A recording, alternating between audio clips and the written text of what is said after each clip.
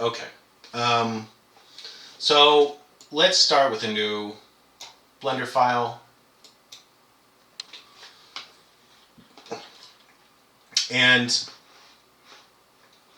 I'm trying to think if I have like a drawing reference real quick. 1 second.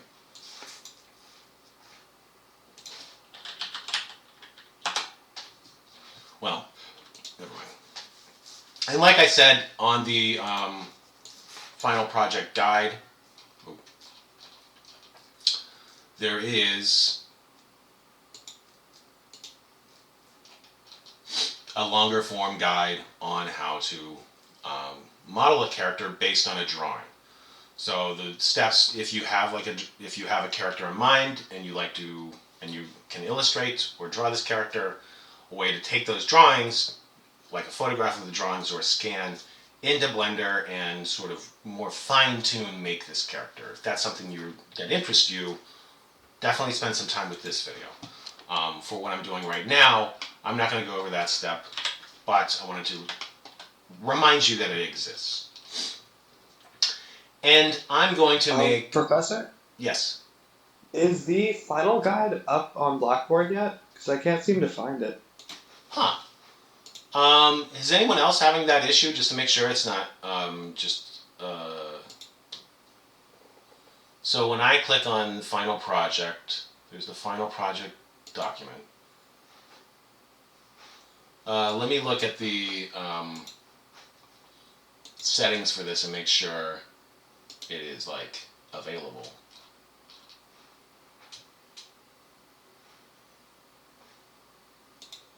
Let me just do something real quick and maybe it'll fix it.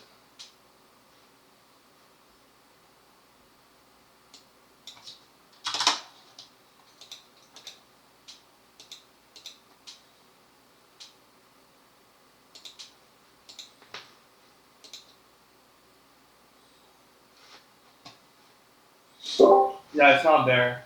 It's not there. Okay. Yeah, I don't see it either.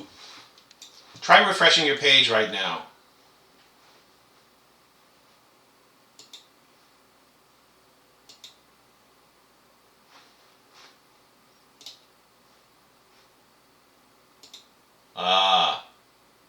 There we go.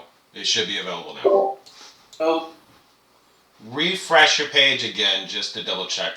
For some reason it was made unavailable and I just switched that to show that link. For some reason it was X'd out.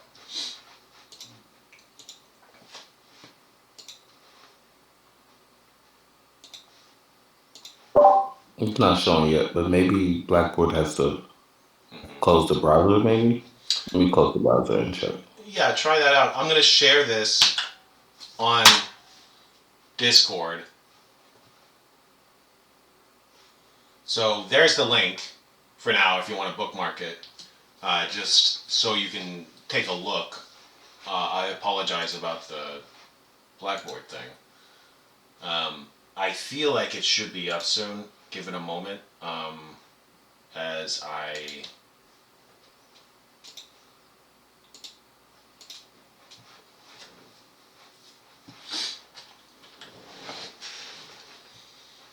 think I fixed it. But let me know. Let's, if it's not working right now, I'm going to start getting through this demo. Maybe when I'm done with a certain section, we can double check again. But if you want to look at the guide right now, just look at the link on Discord, and I'll make sure the Blackboard stuff is taken care of later. I think it's there now. Great. Perfect. Yeah. Thank you. Thank you. So, we are going to make a basic character in Blender. And I just started from the default new project, and we have the cube in the scene. For now, I'm just going to delete my camera and my light just to have a clean slate. But I am going to be using the cube. And I'm going to use this cube as a basis for the head. And I'm going to use this sort of like ground grid as a floor. And maybe it might be helpful to actually add an object as the floor. So I just added another cube, and I'm going to scale it out and down so it kind of looks like a platform. And then I'm going to press 1 on my number pad to the right of my keyboard. And remember, you can map these to the top numbers on above your Pt2 keys if you wish. And I'm going to, when I hit 1, it lets me look exactly from the front, and it's sort of like scaled view where I can see the dimensions of everything without it being warped by perspective. I'm going to move this platform down, and again, this is just like a reference for what the ground is. And this cube I'm going to use as a reference for my head. I'm going to move that up some.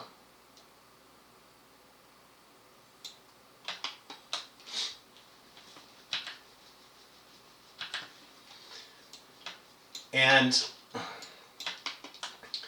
the first thing I'm going to try is, so basically this is the head, and I'm going to start extruding down to create a neck, and then I'm going to, from the neck, create like a body, and then from the body I can sort of extrude out arms and legs and feet and hands. And so this is going to be a sort of like humanoid form. Yeah? And one thing you can do to save some time here is to just work on one side of this body. And the reason we can do that is because like bipedal, meaning like two-legged walking animals like humans, have a bilateral symmetry, meaning our body forms are sort of mirrored through the center of our body. So we have 2 arms, 2 legs, 2 eyes, yada yada, 2 nostrils. And there's like sort of a line of symmetry going down the center of our bodies. So when designing a human-like form, you really only need to like sort of work out one side, and you can mirror the other one. So we're going to set that up real quick. I'm going to select this first cube, and I'm going to go into edit mode. And I am going to cut this in half. And a good way to do that is to use our loop cut tool. I'm going to select loop cut, hover around the center until I see that division line, left click once, and it's good. I didn't need to drag or anything because it just placed it in the middle of our cube. Now, I'm going to delete 1/2, the left side. Or you can delete the right side, whichever feels more natural to you. So we have half a cube. Now I'm going to add a modifier. Remember, the modifiers are in our wrench tab here. And I'm going to select mirror. This is not a modifier I don't think we've covered yet, but it does exactly what it says. It mirrors an object on a certain axis. And that axis is based on that orange dot. Remember the origin point of an object. Just to show you, I could add let's add a cone. And if I added a mirror modifier to it, right now it looks like it's the same, but that's because it's mirroring on the x-axis on the center of the object, so it doesn't look like anything, it's just in the same position. If we choose the z-axis, then something changes. Then we see it inverted vertically on the the z-axis. And so we did this on the x-axis, so we have a left side mirroring the right side. Let me clean up some of these notes.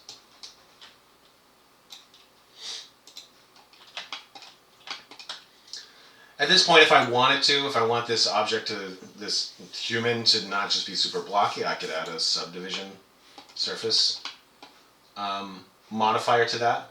And we see that it is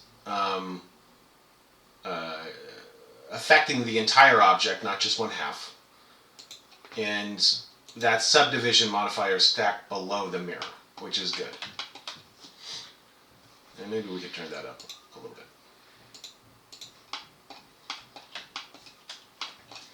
So now, if I have this object, this sort of base head, selected, and I make any changes to this, we see that it's reflected on the other side, that it's going to be symmetrical, which makes it a little less work for us to have to build this out. Otherwise, we'd have to do the same thing on both sides, and it would be a pain in the butt. And we want them to be symmetrical for it to control correctly. Just making sure I'm recording. So let's do another thing to set up, and I'm gonna make another window that's gonna give me an extra pair of eyes as to what's going on in my scene. So we have this nice, helpful view from the front for modeling the form of our character. I'm going to create a new window that's going to have a look from the side. So I have a sort of side view as a reference while I'm working. And to do that, to create a new window, you simply need to hover your mouse over the corner of any window you're working in until you get these crosshairs that pop up. And then once they're there, left click and drag inwards to sort of peel in a new window. And again, if you want to collapse that, select one and then drag it outwards into the other one to collapse it. Like so.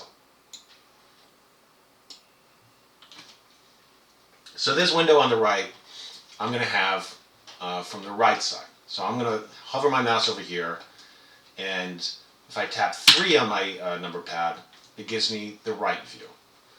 You can also do this through this rotational widget here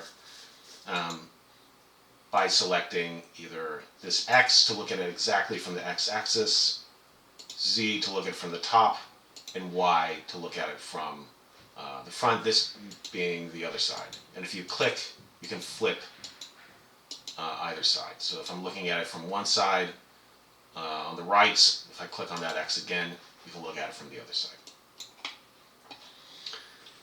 So I'm going to look at this from the side.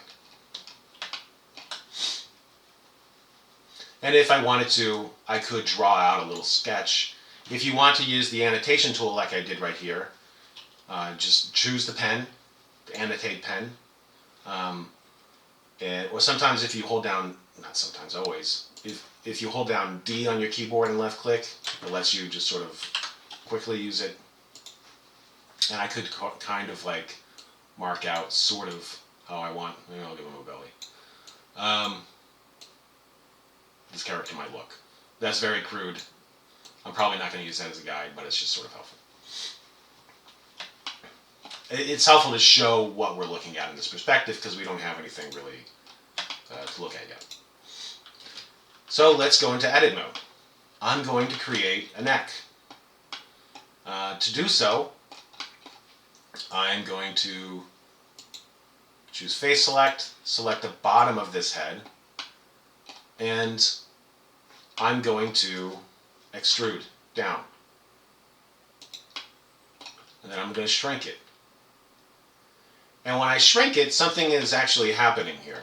We're seeing this sort of like crease in the center of the head at the bottom, and that's not what we're looking for.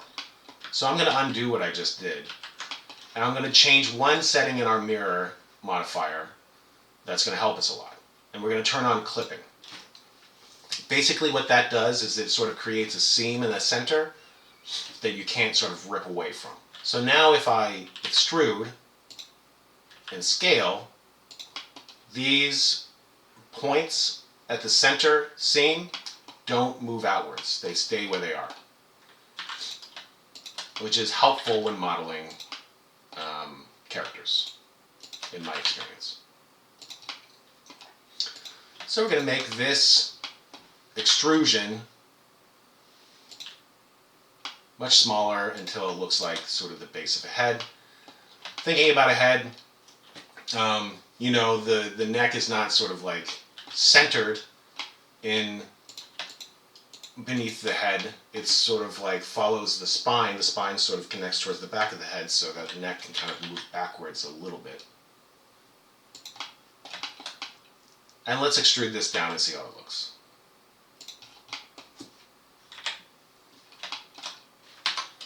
So we got a head with a neck. Let's scale it down a little bit. It looked a little big.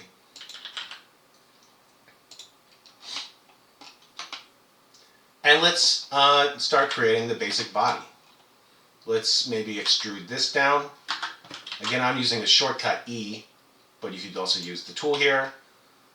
Pull down. And let's go all the way down until like the base of his body.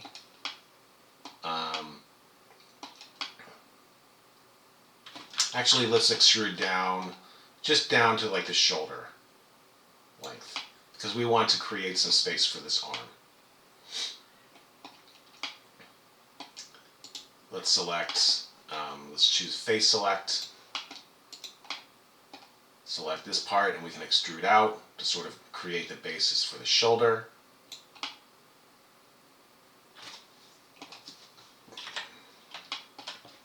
And then let's maybe go for it and start creating the arm. So thinking about an arm, we have the shoulder. We would need to have some elbows going on. We have our wrist, and then we have our hand. Yeah? And so when I'm extruding this object, you don't really have to think about this. You could just sort of make this with some detail and it'll work, but I like to think about this. When I'm extruding this, I like to think about the joints and where they're going to be. So I'm going to make sure that I have a line, a ring of vertices matching up to where our wrist, shoulder, and elbow might be.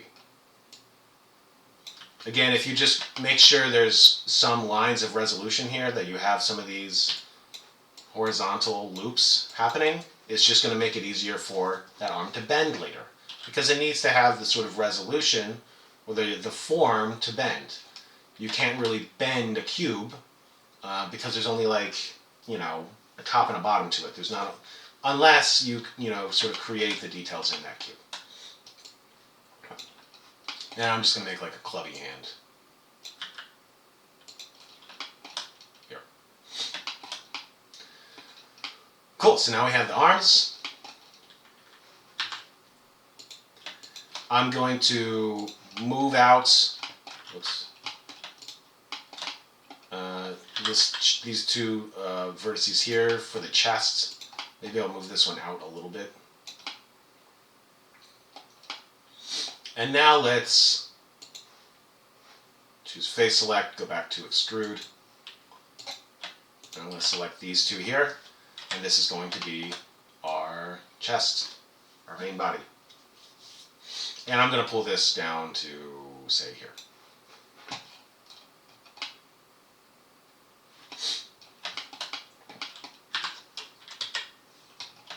And that looks pretty good. I feel like I want maybe to have these, this part of the shoulder kind of more pinched inwards a little bit. I don't know why. I just instinctively want that to happen. There's just some little adjustments on the body. And we're noticing that there's not any like sort of rings over here, like we're seeing right here. So we're probably going to want to do some loop cuts here, because what if the body needs to bend over, and you need to have those loops in order to like give it the shape for it to deform. So let's clean up here a little bit. And and we could use our loop cut.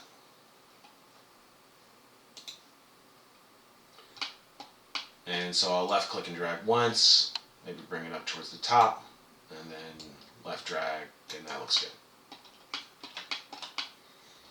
It's helpful to, when you're modeling characters and also sort of modeling things in general, to think about your object made with polygons as like sort of square shapes. Sometimes that helps to have a more like uniform sort of grid to build from can be a good practice when you're starting off modeling.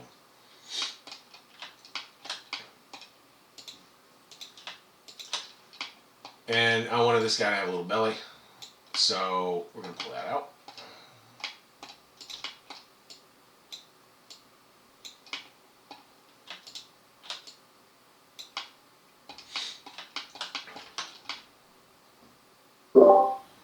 So why isn't the wireframe on the other side? When you're saying wireframe, do you mean the look like this? Oh no, you know those point click to which you drag to shape it? Like the black dots. It's gone now, but This? yeah. And so you're asking why this is not On the other side. I mean, like it's on the right hand. Oh, I see what you're saying. Sorry. So when I go into edit mode, we only see it on this side, not on this side, is what you're saying. Yeah. Okay.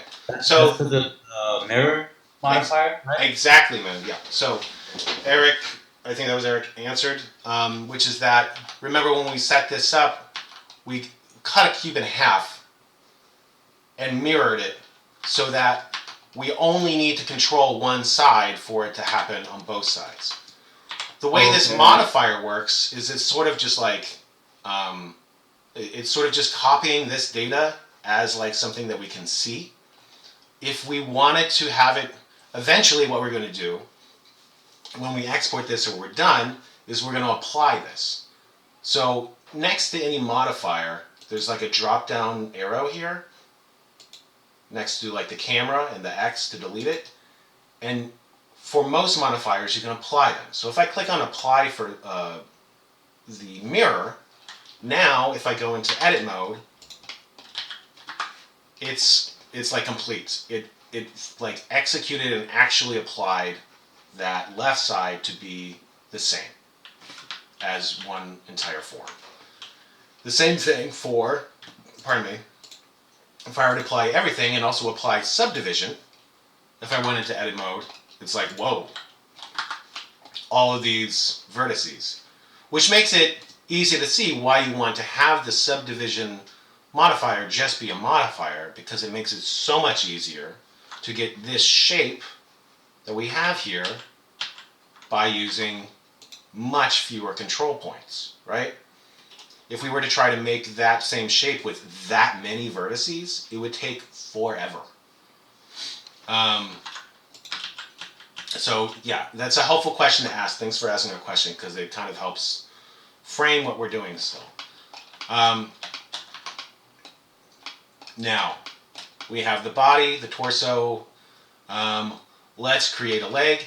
And one thing I didn't quite go over, that's in the longer video, is I didn't really explain why we have our arms like this. So when you're modeling a character that's going to be controlled by an armature, if you're going to give it bones so it can move around, you need to start by modeling it in this very specific pose, and it's called a T pose. And I go over this on the guide here.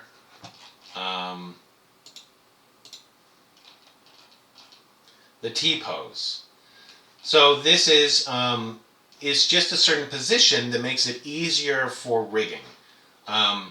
When you add bones, we're going to be adding these like bones inside this character to control it so these things can bend, you know.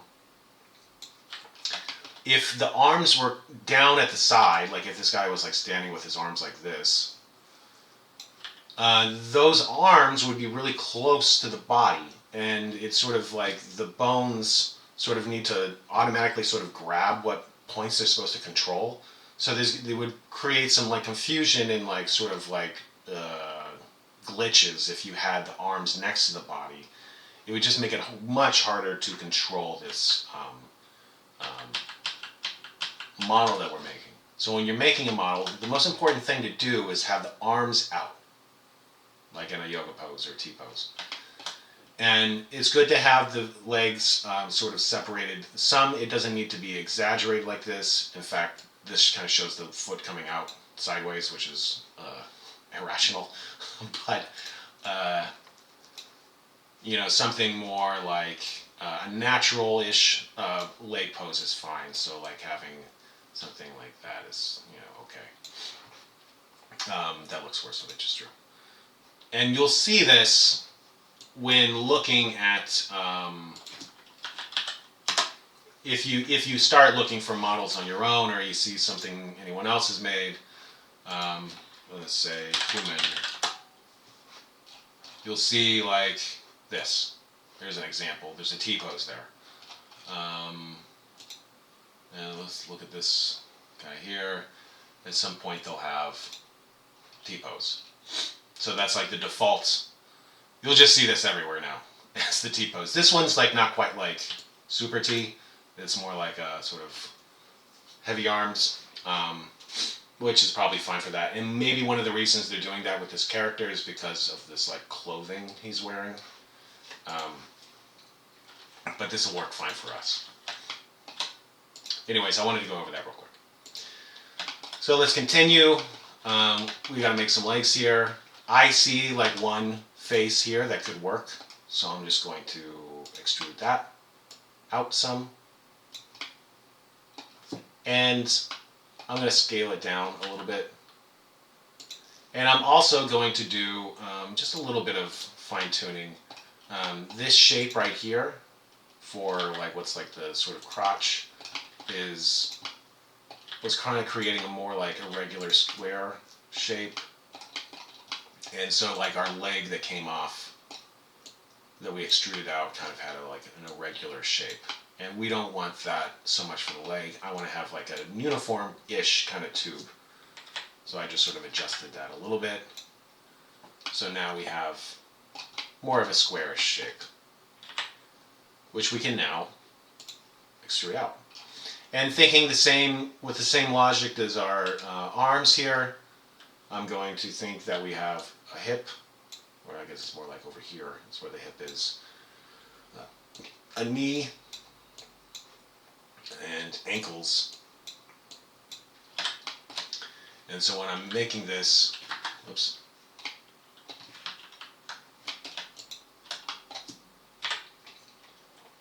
I'm going to consider that.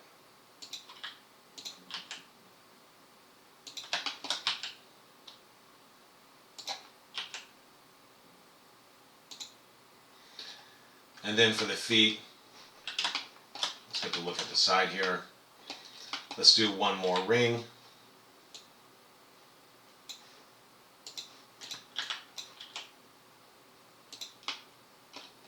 And then we can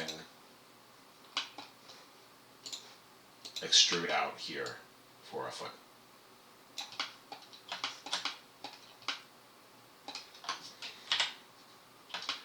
This one's a little, I think maybe we want our foot to be a little more, or something like that.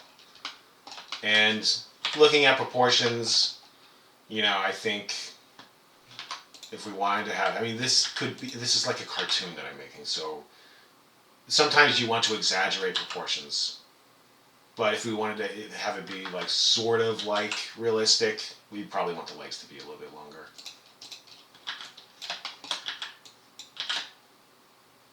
Like that.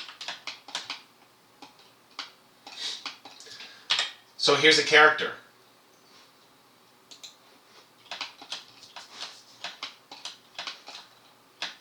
And let's just make this dude green.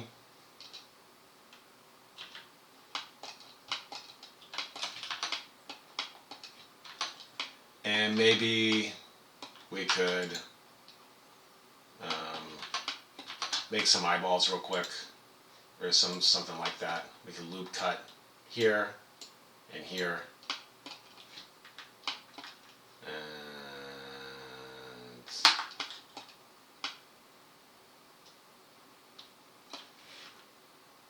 actually, I don't want to do that.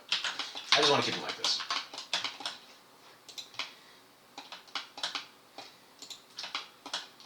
So here's a base character.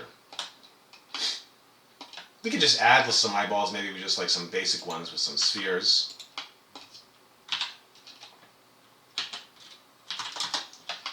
Well, let's try it just with this guy first. I think that's a good way to start first. Oh, I haven't saved my file yet. Remember to do that. So, basic character. I'm going to save that. And what I'm going to do next is I'm going to export this guy. So let's look at Mixamo real quick. I'm sorry if people are asking questions in the feed. Oh. Yeah, I realize I'm going fast. Honestly, like,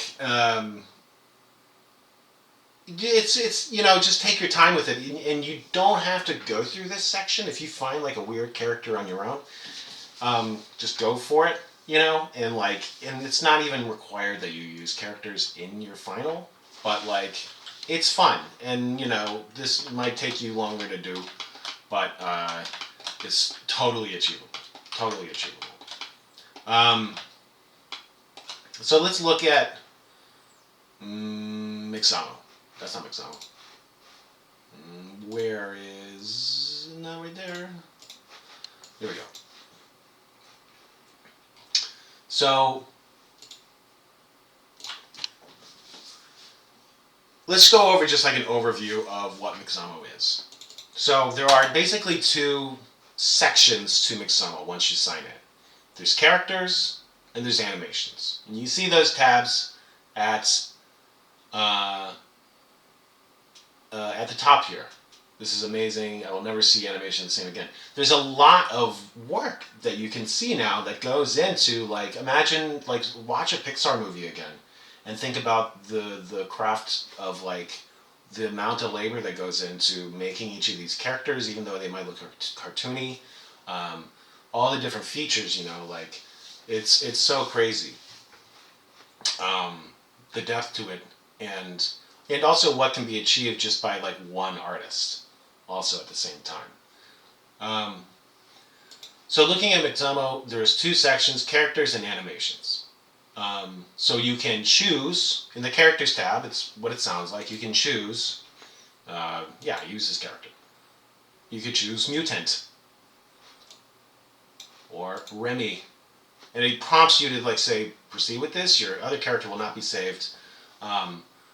Simply because like you can only have like one loaded at a time. So if you uploaded a character you made and you select something else, it's kind of like starting fresh when you choose a new character. And so they have some like cute or whatever like characters here. There's like 3 pages deep of that. A lot are kind of gamey. Some are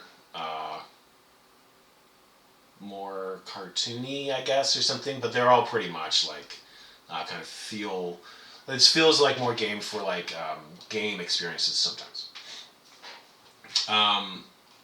But you can use it for animation too, and that rules. They have like a weird fat Elvis and everything. Let's do the weird fat Elvis. Where'd he go? Big Vegas. So you choose your characters, or at this moment you could upload a character. Let's upload our character. And if you click upload, it's saying it asks for an FBX or an OBJ. Again, these were the things we were looking for when we were downloading objects off of TurboSquid. These are sort of standardized formats to speak between 3D software. They're like the things you can use to communicate with other 3D softwares. So we can create one of these to upload. So we need an FBX or an OBJ. If we go back to Blender, save again. I want to see what happens if I give them one color here. 1 second. What if we do this? Never mind. I'm getting too distracted. I keep wanting to make more details on the character. I gotta just calm down. Alright, so we have our character. He's cool. We're done. And we want to export this character out so we can upload it to Mixamo. What you need to do is first select your character. If your character is made from more than one object, you need to select them all. And we can do a test like that here in a second. I think I want to try that out. Where you select your character, and you go to File, Export, and now we see options for FBX and OBJ. Let's try FBX first. And then you get a window pop up. And let's save this. And it already gives it an extension, FBX. I wouldn't worry about any of these objects except limit to selected objects.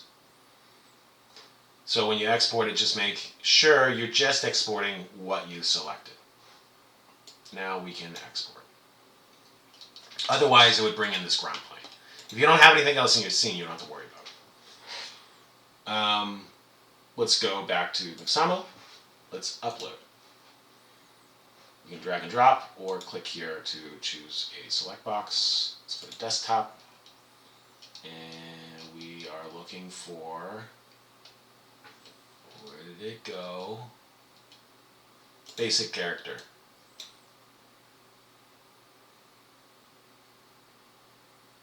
And there we go.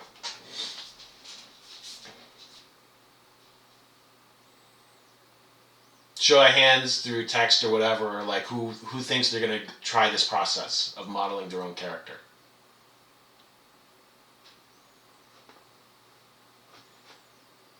So after we upload the character, we have this sort of like wizard here. Cool, yeah. And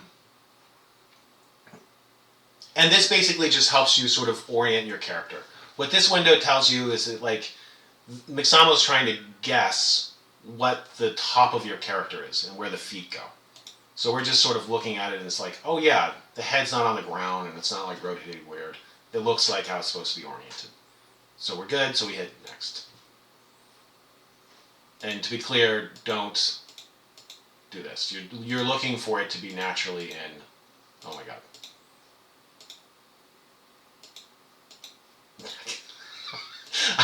I just messed it up. There we go. Let's redo it. Basically, you didn't need to click on anything, and I just clicked it. You know, no pressure on doing this. Some people, like, you know, there's a lot of different sort of styles out there for, like, how people, like, find their voice as an animator. Some people don't work as much with character-based animation. There's a lot of, like, in fact, some of the artists I shared with you on that like animation shared text channel and on this feed the other day, work mostly in like architectural spaces. So like, and that's the basic expectation for this final, is to sort of create an environment and to explore it, you know, almost as like a first person perspective of that.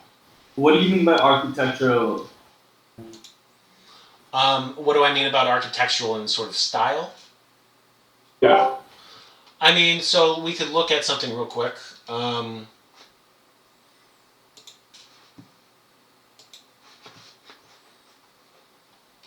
So this is an artist, Brenna Murphy.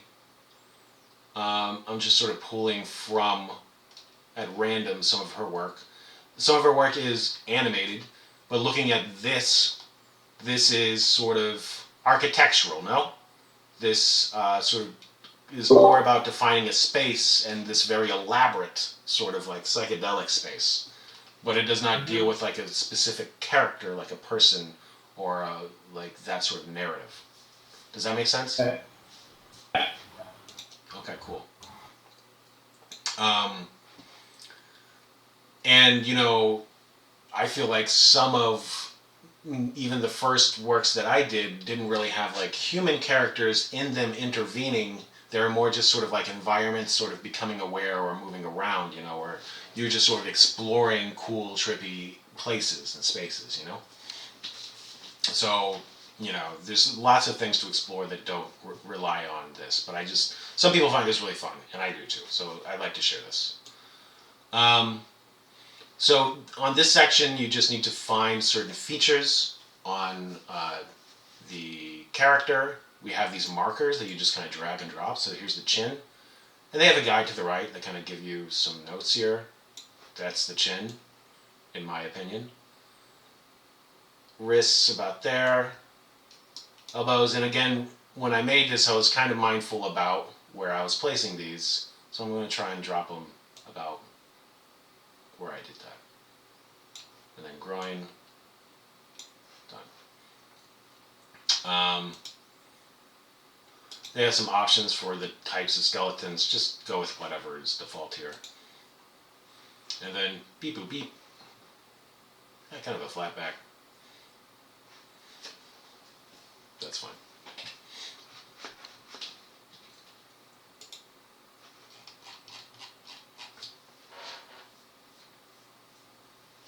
So is Mixamo like used by professionals?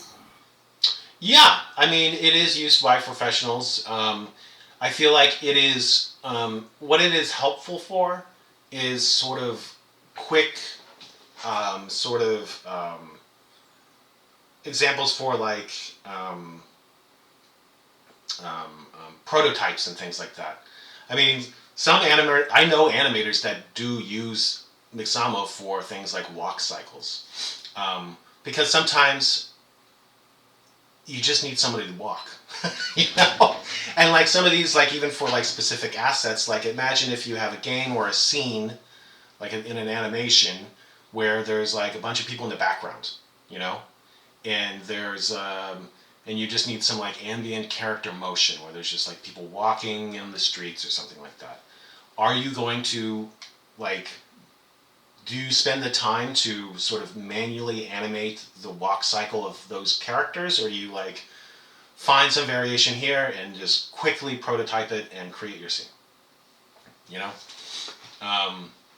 But I feel like it's also just sort of like a super helpful tool for like sort of introducing yourself to character animation and sort of like being able to develop a character and quickly get it to move, to sort of think and play with sort of like the narrative that you have or what you want to do, and can sort of be a bridge to achieving a lot of things, and saving a lot of time. So now we have this guy, AutoRig. Check it out.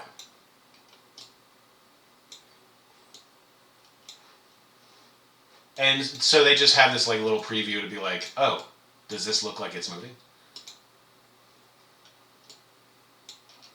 And now we can go to our animations tab up here, and we can choose a reaction or a dying animation. Whoa. Let's just choose like, I want to choose like a dance. Belly dance? There we go. And so you can choose like an animation. You can have multiple animations and blend between them. And maybe I'll tackle that on another day. But for now, I'm just going to download this guy with one animation. And we'll just make it this dance. When you choose an animation, depending on what it is... Oh, I thought that was like the run pose.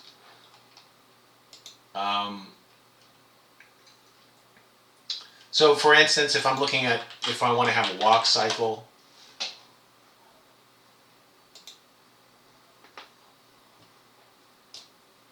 there are some options for this walk cycle. So notice how this is sort of looping and sort of on a track where it's moving forward and then clipping backwards. Yeah? It's like not seamless in its loop. if we were to try to download this, our character would move forward and then backwards in a loop when we played it. And that's not what we want. If you're seeing an effect like this, there's an option for in place, which has the motion of the character's body looping, and then you can manually like move them around after it's in Blender and sort of create the pace and make them move around wherever you want. So if you have something that involves walking or some sort of like directional motion that you need to control, make sure you click in place. And I want to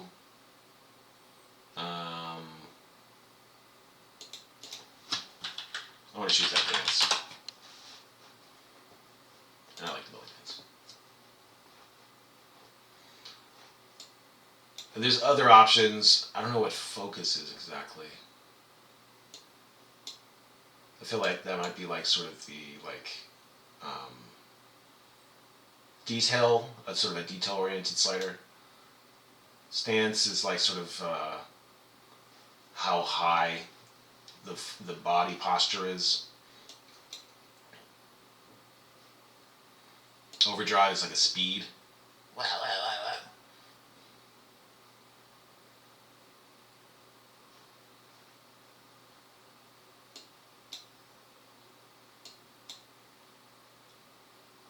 And then character arm space. Let's see what happens now. So you put it all the way up, it sort of just moves up the arms. All the way down, they're going to be like lower down here. I think reset is about 50.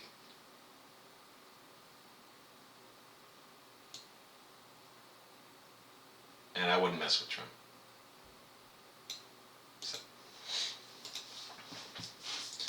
So now we could download. We'll save it as an FBX, which is what we uploaded. With skin. I'll just leave everything as default.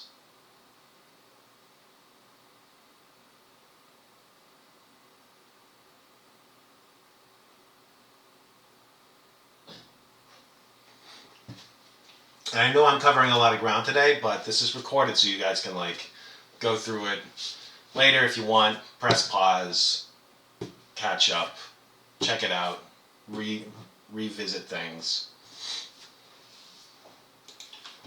So it's downloaded. So let's save this, and I'm going to create a new one, and this will be our animation. For some reason the window keeps popping up on the other screen.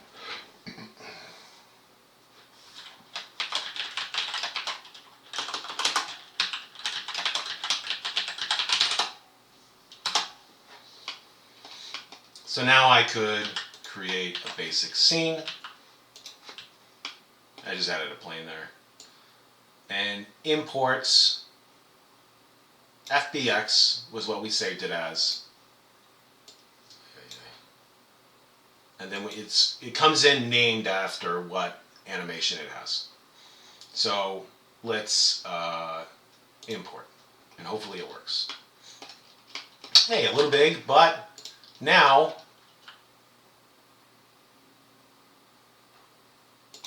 we can scale it down. And if you notice, we have our mesh, that was our body, and we have what is an armature.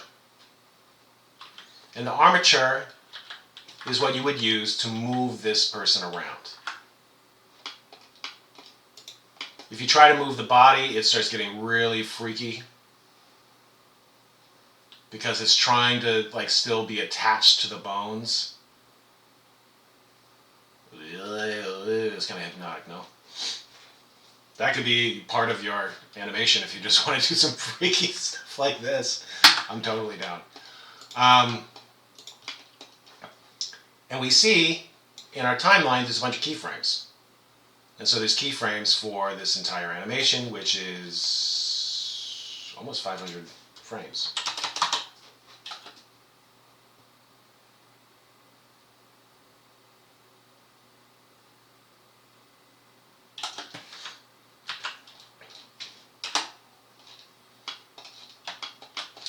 So we could save this. Let's look at it rendered. Maybe we can make this light a little less abrasive.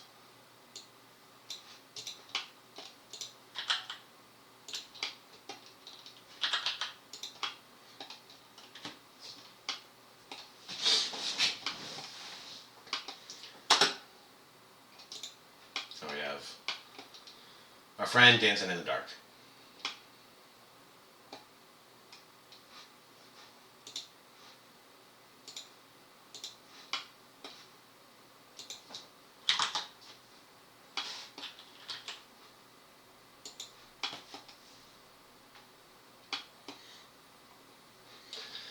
You could put this character in a warehouse and recreate that Robin music video.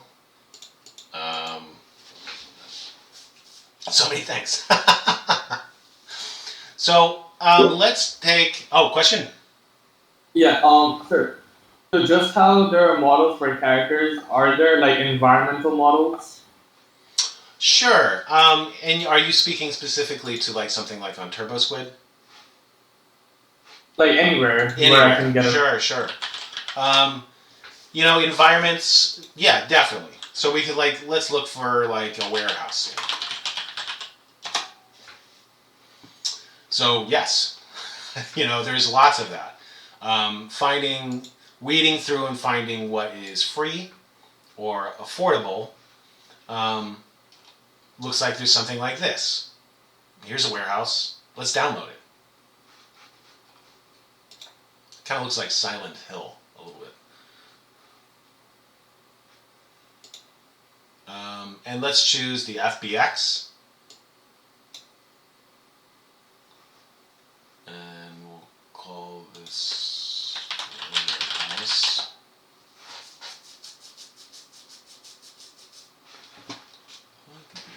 Okay, there we go. And I'm going to off-screen. Well, let's stop this animation real quick.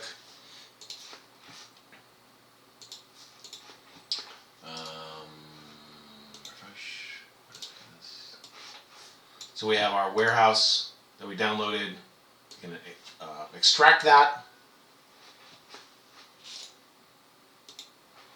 And sorry, these things are sort of popping in off screen because I have two screens. And we have a warehouse, which is just a 3D object with no materials.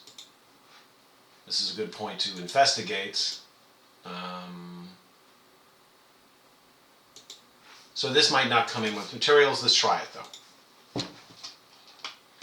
So we could file import FBX. Sometimes it works.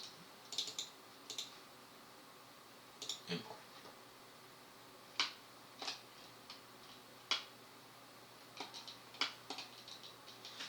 So we have a warehouse, and it's a lot of moving parts, or a lot of separate parts. So what I might do initially, while I have all these things selected, is to move this to its own folder in our outliner. Right now everything's in the same folder, this collection.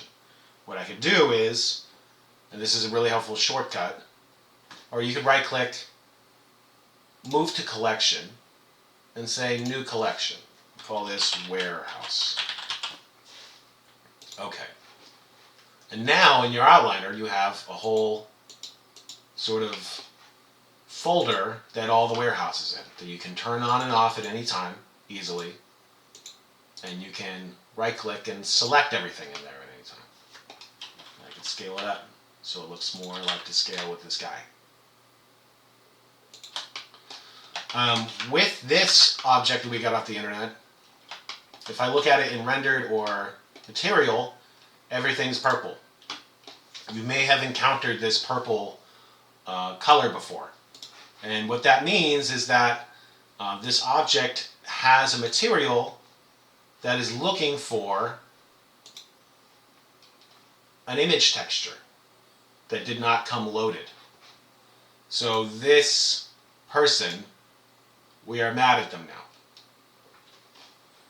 because they did not seem to include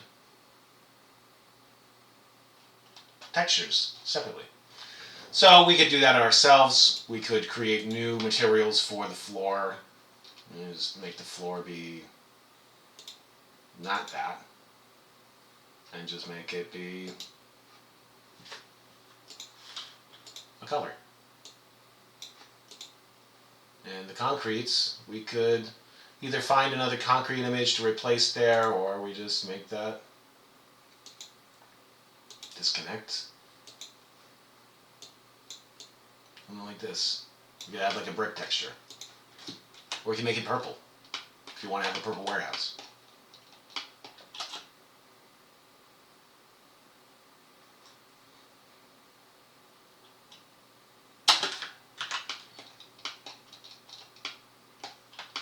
This looks more like a dance club now. Yes, The colors. absolutely. Yes, definitely. Looks like we're at some like underground rave. We're setting up before the party happens.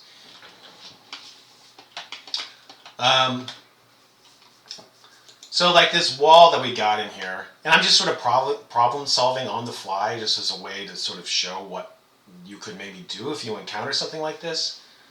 This wall here was supposed to have a concrete texture, you know? And it's really annoying that they don't have textures packed in.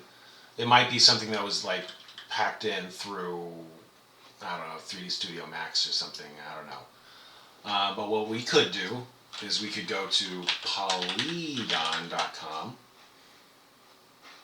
log in, and we could look for some textures of concrete. And I think they have some free versions of concrete. They gotta have at least one free. And so we got a lot of nice, high quality textures we can refine by free.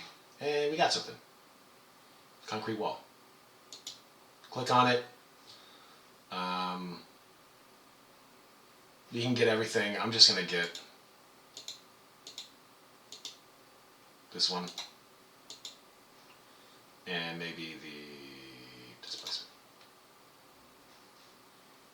Now we're just going to do the regular, free download. Remember how we went over textures as to how to add different sort of qualities to objects with like different kinds of textures? Here they have those sort of mapped out. So diffuse would be the base color, just the color of that object. Displacement would be the thing that sort of makes it look three-dimensional.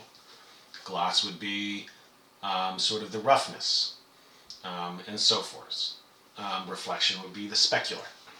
And you could plug those textures into those different places and make it work. I downloaded concrete, so now I could go, let's just undo until we had concrete for the material for the wall. Currently it's looking for this map number 38, which doesn't exist. So instead, let's just open up a different file. Let's get that concrete that I downloaded. Wherever it is. Where did I download that? 1 second. Oh, it's zipped.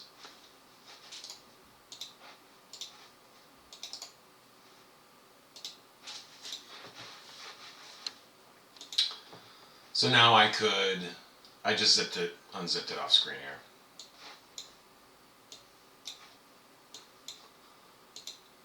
And I can find concrete wall, there it is. Regular 3K, which is very high quality. 3K means like 3,000 pixels resolution. And there it is. Mapped to it. If we wanted to tweak this and make it, since it kind of seems a little warped, we would just go to our UV editing tab. We could look at this in a better mode. Too real. Let's just zoom out here. And so we have everything selected for our building that has the concrete, and we see all its pieces sort of laid out over here. I would just select them and maybe try scaling them up.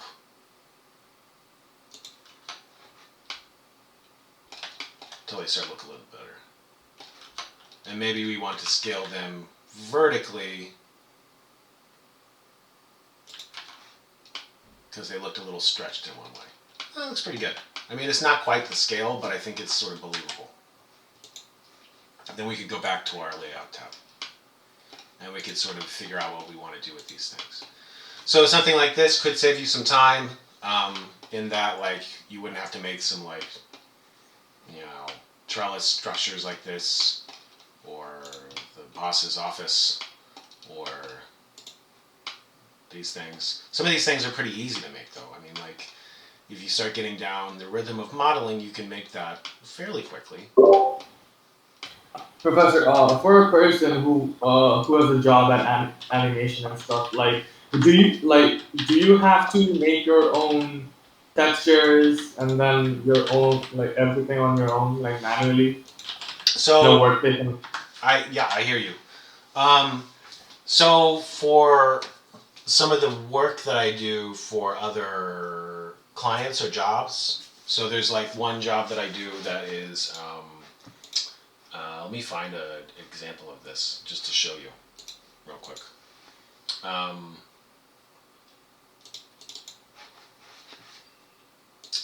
One job I do is sort of like architectural spaces and like products, and with a lot of those you get textures from clients, or you sort of like work from databases of like textures.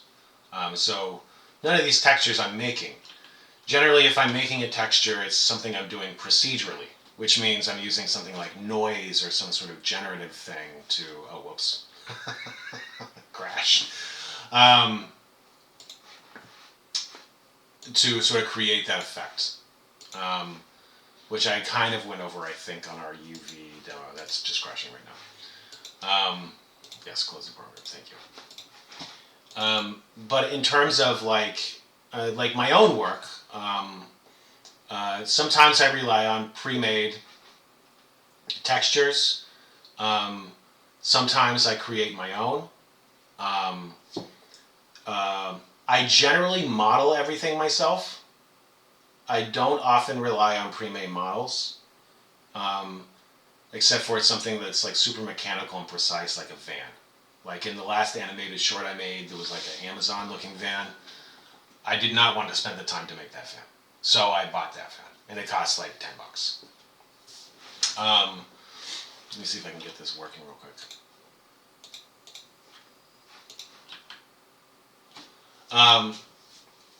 But yeah, some things I do use. One thing that is actually helpful in Blender,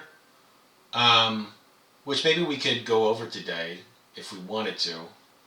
What is this thing? Anyways, So textures are also created from Blender, right? within Blender? Yeah. Yeah, so like you can create textures. Like if I wanted to create a texture for this floor, you can create textures in certain ways where, let's look at our shader editor. And for this floor thing, they had like a bunch of images that don't exist. Remember, we've used some textures. You can go to add texture. We've used like the checker texture to create sort of checkers.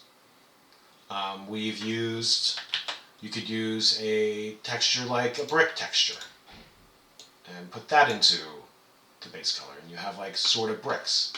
And these colors could be used to define the depth of it, you know, so it looks like it has little cracks in there.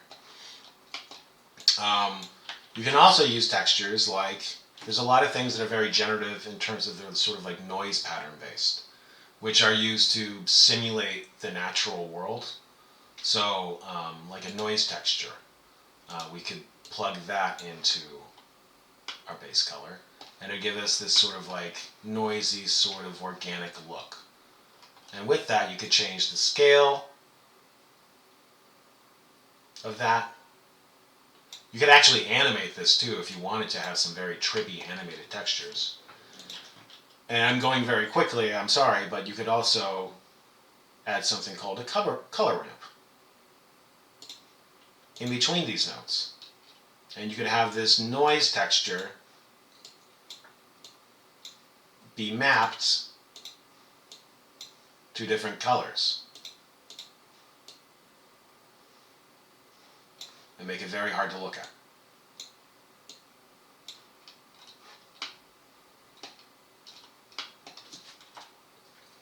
So that's one way you can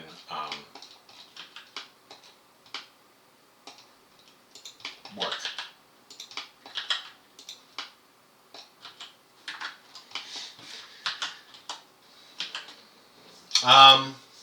Okay, let's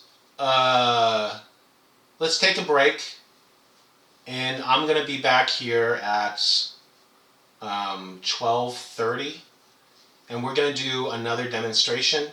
This one is gonna be I'm just gonna sort of use this as a base to sort of do some camera work and some lighting work to create a scene, to create like what could be a 30-second animation from what we have here, from this warehouse and this character we have animated. And I'm going to go through the steps of everything up to exporting the frames. And then we can go over some of that stuff next week. How does that sound to everybody? How are you feeling in terms of like